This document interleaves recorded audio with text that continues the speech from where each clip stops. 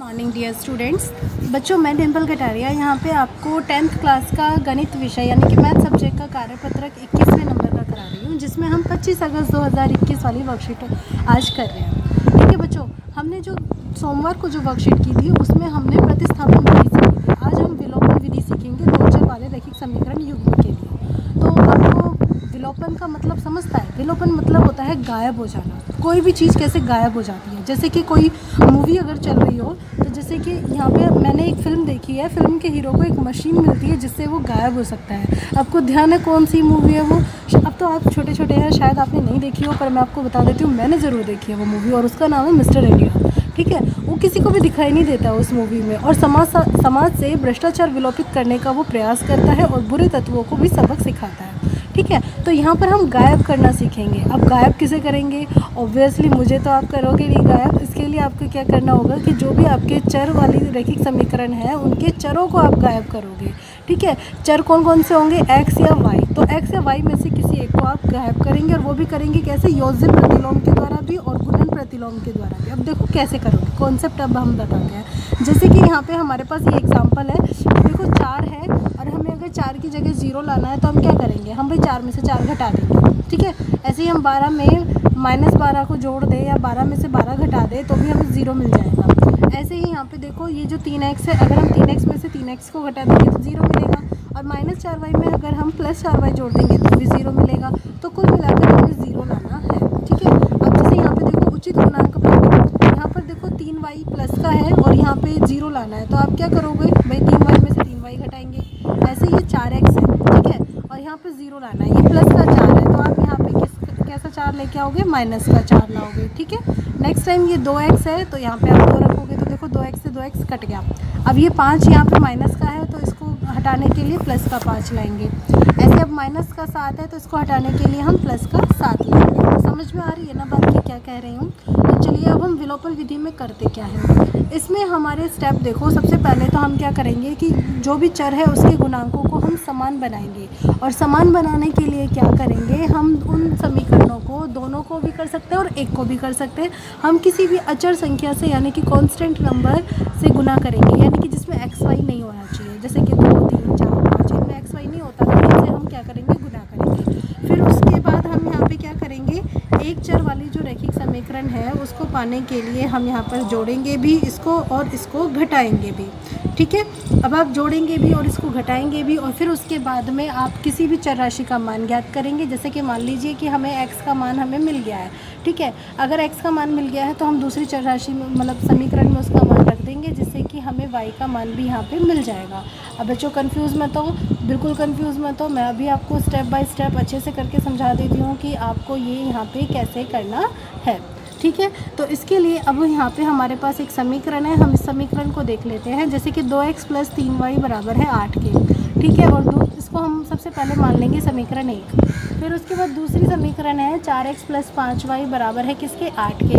हम बच्चों इसको मान लेते हैं दूसरी समीकरण। ठीक है, समीकरण नंबर 2 हमने इसकी मार्किंग कर दिया। अब हमें यहाँ पे क्या करना है? गुणांक बराबर करना है। तो हम किसका गुणांक करें? तो चलो इस प्रश्न में x का गुणांक बराबर करना है, यानी कि x की जो संख्या है वो एक जैसी होनी चाहिए। पहली वाली समीकरण में यहाँ पे 2 है, ठीक है, और दूसरी वाली समीकरण में क्या है? 4 है। तो हम क्या करें जिससे कि ये बराबर हो जाए? तो देखो, अगर समीकरण 1 को मैं यहाँ पे जो 2x है उसको अगर मैं 2 से गुना करूँगी तो क्या आएगा? 4x आएगा ना। तो इसलिए समीकरण 1 को मैंने 2 से गुना किया है। ठीक है, और 2 से गुना किया है तो वो समीकरण बन गई है 4x + 6y बराबर किसके? 16। ज़रूरी नहीं है कि मैं सिर्फ 2 को ही गुना करूँगी, मुझे यहाँ पे हर एक पद को गुना करना है ताकि उनके साथ कोई पक्षपात ना हो। वो ये ना कह दे कि भैया ये 2 मुझे नहीं मिला या मुझे नहीं मिला, है ना। ऐसा नहीं चाहिए, सबको बराबर दो, जो भी देना है बराबर दो। तो यहाँ पे आप यहाँ पे 2x को 2 से गुना करोगे तो 4x आएगा, फिर 3 से गुना करोगे तो 6y, और 8 से करोगे तो 16। ठीक है, और दूसरी समीकरण 4x + 5y बराबर 8, ये आपने एज इट इज़ यहाँ पे रख दिया। अब आपको क्या करना है? देख रहे हो कि यहाँ पे ये जो 4x है दोनों में ही किसके हैं? प्लस के हैं। प्लस क्या है तो बच्चा अब आप यहाँ पे क्या करोगे, इनको घटा दोगे, ठीक है। ये घटाएंगे, जब हम घटाते हैं ना तो जो नीचे वाले समीकरण होते हैं उसके चिन्ह बदल जाते हैं। अगर प्लस लिखा है तो माइनस हो जाएगा, और अगर माइनस लिखा है तो क्या हो जाएगा, प्लस हो जाएगा। अब यहाँ पे सब में प्लस लिखा हुआ है तो हम यहाँ पे क्या करते हैं, माइनस इनके यहाँ पे लगा देते हैं, मतलब सबके आगे नीचे देखो ये माइनस माइनस ये माइनस, तो 4x से 4x कट गया क्योंकि एक जैसे ही है, ठीक है। और फिर उसके बाद यहाँ पे क्या हुआ, 6 में से 5 गया, 1 y बचा, फिर 16 में से 8 गए 8, तो y का मान 8 आ गया। अब y का मान 8 आपको इन दोनों समीकरण 1 या 2 जिसमें भी आपका मन करे आप उसमें रख दो, ठीक है। चलो यहाँ पे हम यहाँ पे रख रहे हैं x बराबर 8 माइनस 3y बटा 2, ठीक है। ये हमने रखा है 2x प्लस 3y बराबर 8 में। y का मान 8, आप देखो x का मान ऐसे भी निकाल के रख सकते हो, वरना आपको थोड़ा इजी ज़्यादा बता देती हूँ। 2x प्लस 3 y की जगह 8 रख दो, ठीक है। और ये किसके बराबर आना चाहिए, 8 के, तो 2x प्लस 8 दिया 24 हो जाएगा, और ये 8 के बराबर, तो 2x बराबर 8 माइनस 24। अब 24 में से 8 गए तो बच्चा कितने बचेंगे, माइनस के 16 बचेंगे। तो x का मान कितना आया, माइनस का 16/2 यानी कि -8। ये देखो माइनस का 8 आ गया, ठीक है। तो जो ज़्यादा इजी बेटर है मैंने वो आपको यहाँ पे अच्छे से समझा दिया है। आप चाहे तो ऐसे भी कर सकते हैं, इसमें भी कोई ज़्यादा दिक्कत नहीं है। आपको y का मान रखना है इसलिए आपने x का मान सेपरेट किया है। तो ये देखो मैं यहाँ पे ये बता देती हूँ कि 2x प्लस 3y बराबर 8 है। तो हमने यहाँ पे x का मान निकालना चाहा है, जैसे हम प्रतिस्थापन विधि में करते हैं। तो 8 3y को यहाँ भेजा तो माइनस का हो गया, ठीक है। और फिर उसके बाद x का मान निकालेंगे तो क्या आया, 8 माइनस 3y और बटे में 2। अब यहाँ पे जो y का मान 8 आया वो आप यहाँ पे रख सकते हो, तो 8 माइनस 3 गुना 8 बटे में 2, तो 8 माइनस 24/2 हो गया है, ठीक है। और 8 में से 24 गए तो 16/2 यानी कि -8। ऐसे कर लो चाहे वैसे कर लो, वही बात है, जो कान यहाँ से पकड़ लो चाहे वहाँ से पकड़ लो, आपका कॉन्सेप्ट तो जो मिलना है वो तो यही है, ठीक है बच्चों। आपको समझ में आ गया। अब इसके बाद यहाँ पे हमारे पास एक मतलब कुछ प्रश्न हैं जो हमें हल करने को दिए हुए हैं। चलिए अब हम इन प्रश्नों को समझते हैं कि ये क्या हमसे कहना चाहते हैं। तो यही कहना चाहते हैं, हम तो इनसे कहना नहीं चाहते हैं ना। तो चलो देखो पहला समीकरण, तो जो पहला प्रश्न है उसको देखो। ये कहता है कि आपकी जो समीकरण है यहाँ पे, ये 2 समीकरण हैं, एक तो ए और बी, 2 प्रश्न दे दिए हैं छोटे छोटे, और इनको इन्होंने कहा है कि आप ना विलोपन विधि के द्वारा ना हल करके बता दो जी। अब विलोपन विधि के द्वारा आपको इन्हें हल करना है, ठीक है। तो चलिए देखते हैं। 3x प्लस 4y, ठीक है। और फिर उसके बाद ये किसके बराबर है, 10 के। तो जैसा कि मैंने बताया इनको समीकरण नंबर 1 या 2 दे दो, मैंने इसको यहाँ पे समीकरण नंबर 1 दे दिया है, ठीक है। अब इसके बाद नेक्स्ट यहाँ पे क्या है, x माइनस वाई बराबर है 1 के, तो ये इसको हमने दे दिया है समीकरण नंबर 2। अब बच्चों यहाँ पे हमारे पास क्या है, ये दोनों समीकरण हैं, हमें ये देखना है कि कोई गुणांक बराबर है या नहीं x का। यहाँ पे देखो यहाँ 3 है x का गुणांक और यहाँ पे 1, ठीक है, तो ये तो बराबर नहीं है। अगली बार देखेंगे यहाँ x का 4 है, यहाँ -1, ये भी बराबर नहीं है। तो हमें यहाँ पे ना किसी को बराबर करना है। अब हम किसी को भी बराबर कर सकते हैं, तो चलो एक काम करते हैं, हम 4 से गुना करके y को ही बराबर कर देते हैं। देखो समीकरण नंबर 2 ये आसान होगा, है ना।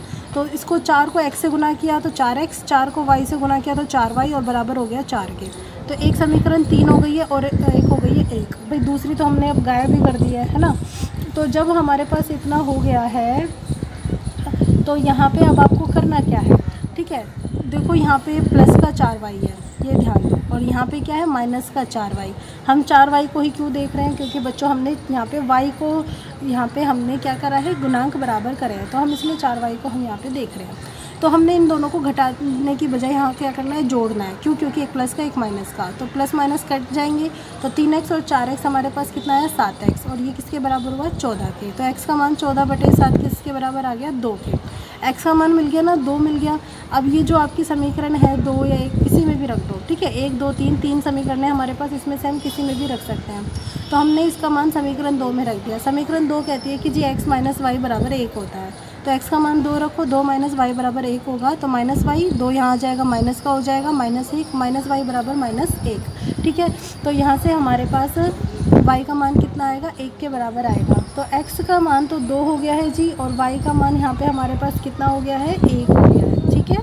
तो ये हमारा यहाँ पे कॉन्सेप्ट हो गया है, x का मान 2 y का मान 1। अब जो दूसरा प्रश्न है हम उसको भी देख लेते हैं। दूसरे प्रश्न में बच्चों 3y माइनस 5z बराबर 4 है, और 9y माइनस 2z जो है वो बराबर है किसके, 7 के बराबर है, ठीक है। तो अब हम यहाँ पे जब इसको देखेंगे तो हमें गुणांक बराबर करने हैं। तो यहाँ पे एक काम कर रही हूँ, मैं देख रही हूँ कि किसी एक को गुना करने से फ़ायदा नहीं होने वाला है, तो दोनों समीकरणों को किसी न किसी से गुना कर देते हैं। तो यहाँ पे हम ना जेड के गुणांक बराबर कर रहे हैं। तो यहाँ पे -5 है तो इसको तो 2 से गुना कर दिया, ये देखो। और यहाँ 2 है तो इसको हमने 5 से गुना कर दिया ताकि ये बराबर बराबर से दिख जाए। तो 2 को यहाँ गुना कर रहे हैं 1 से, तो 6y - 10z बराबर 8 आएगा। सबको गुना करा है, ऐसे 5 को करा तो 5 9 45, 5 2 9 10, 5 7 35। अब ये दोनों माइनस के हैं, अलग अलग चिन्ह के है ना, अलग अलग चिन्ह के नहीं है तो हम इन्हें घटा देंगे। घटाने से नीचे वालों के चिन्ह बदल जाएंगे, जहाँ माइनस है वहाँ प्लस लग गया और जहाँ प्लस है वहाँ माइनस लग गया। तो 6 में से 45 गया तो -39, 10 से 10 जेड कैंसिल हो जाएगा, -35 प्लस का 8 -27। तो y का मान आएगा हमारे पास 27/39। दोनों तरफ यहाँ पे माइनस है तो चिन्ह कट जाएंगे और यहाँ पे फाइनली ये 3 से कटेगा, 3 9 27, 3 1 3, 3 3 9। तो y का मान 9/13 आ गया है। अब ये y का मान हम समीकरण 1 में रख रहे हैं, जो समीकरण 1 हमारी है ना कि 3y - 5z = 4। तो हमने y की जगह 9/13 रख दिया, तो 3 9 27/13 हो गया। तो -5z हमने यहाँ पे निकालना चाहा है, तो -5z बराबर हो गया है 4 - 27/13। ठीक है। तो यहाँ पे 13 चौक 52, 52 - 27 कितना हो गया 25, 25/13।